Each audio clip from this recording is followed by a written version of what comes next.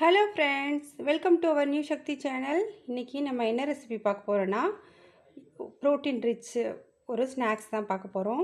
அது என்ன, கருப்பு கொண்ட கடலை சுண்டல் தான் பார்க்க போகிறோம்.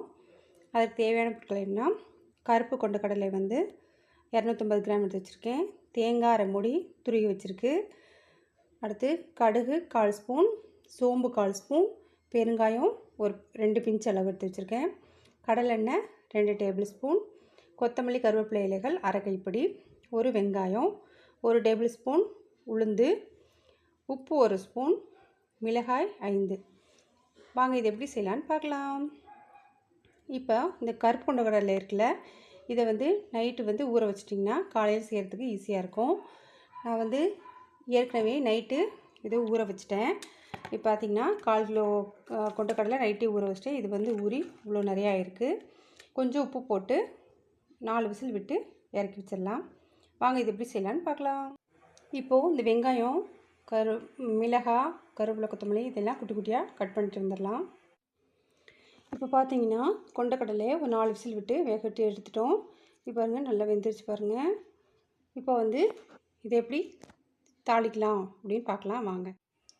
இப்போ இது போல் ஒரு பாத்திரத்தில் அடுப்பில் சிம்மில் வச்சுருக்கேன். இப்போ கடலெண்ணெய் 2 ஸ்பூன் எடுத்து வச்சுருக்கோம்ல, அதை ஊற்றிக்கலாம். ஊற்றிட்டு எடுத்து வச்சுருக்கோம்ல கடுகு 1/4 ஸ்பூன், பெருங்காயம், சோம்பு இதையும் போட்டுக்கலாம். போட்ட கடுகு கொஞ்சம் பொரிஞ்சிச்சு.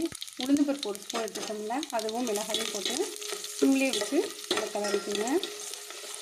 உளுந்து லைட்டாக கோல்டன் ப்ரௌன் ஆனோன்னு எடுத்து வச்சுருக்க வெங்காயம், கொத்தமல்லி தழை, உப்பு எல்லாம் போட்டு நல்லா வதக்கி விடுங்க. சிம்லேயே வச்சு வதக்கி விடுங்க. உப்பு போட்டனால சீக்கிரமாக வதங்கிடும். நல்லா கொஞ்சம் கண்ணாடி பதம் அளவு வதங்கி வந்தவுடனே நம்ம எடுத்து வச்சுருக்கோமில்ல தேங்காய் அரை மூடி, அதை போட்டு சிம்லேயே வச்சு நல்லா கிளறி விடுங்க. தேங்காய் நல்லா கொஞ்சம் ஃப்ரை ஆனோடனே எடுத்து வச்சுருக்க கொண்ட கடலை இருக்குல்ல வேக வச்சது, அதையும் போட்டு சிம்லேயே வச்சு நல்லா கிளறி விடுங்க. தேங்காய், வெங்காயம், கொண்ட கடலை எல்லாம் சேர்ந்து வரணும். இப்போ பாருங்கள் நல்லா ஃப்ரை ஆகிடுச்சு. ஒரு 2 நிமிஷம் அடுப்பில் சிம்லேயே வச்சு கிளறி விட்டு நம்ம சர்வ் பண்ணிடலாம். இதோ சுவையான நம்ம கருப்பு கொண்ட கடலை சுண்டல் ரெடி ஆயிடுச்சு. வாங்க சர்வ் பண்ணிடலாம்.